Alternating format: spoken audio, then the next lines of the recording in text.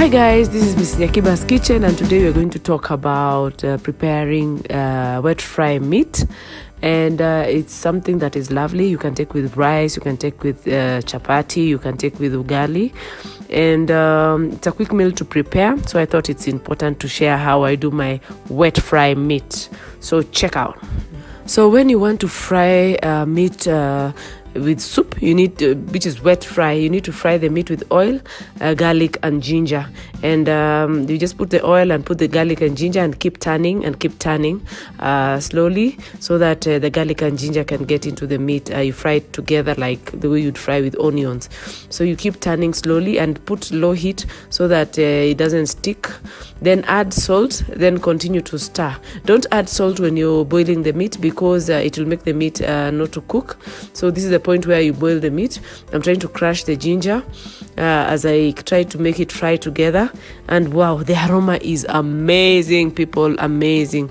So add a spoon of spices. I'm adding a spoon of spices so that it can get into it can mix spices, so that it can mix into the meat and fry together with that.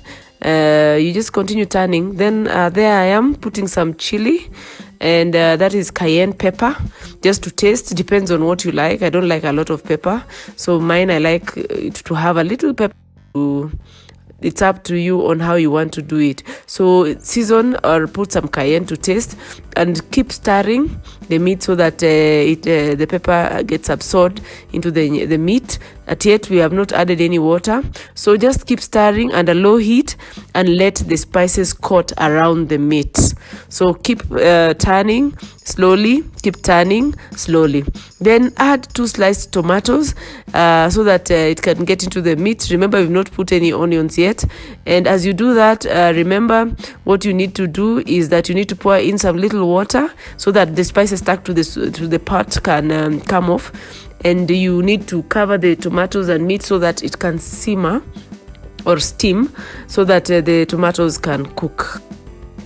A few moments later, like 2-3 minutes later, check the tomatoes. They are ready to start pounding so that they can make soup. They are done, and it's boiled into the soup. And and the spices that are stuck on the pot can come off. There we are. You're seeing me stirring, and you're seeing how the tomatoes are nicely getting off the pot. I like how it's behaving. It is really behaving very well. Then after a while, you add onions and the green pepper as a last resort. Don't let it cook so much, because when it's still freshly done, then you can savor in the taste of the green pepper and the onion. Don't let it cook for very long, because if you do that, then the taste is gone.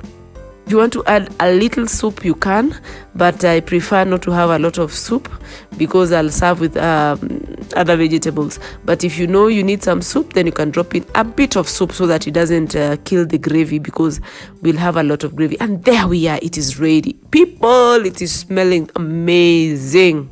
Don't forget to subscribe and continue commenting, and don't forget to click the notification bell. Thank you so much for watching my channel on Nyakiba's Kitchen. Thank you.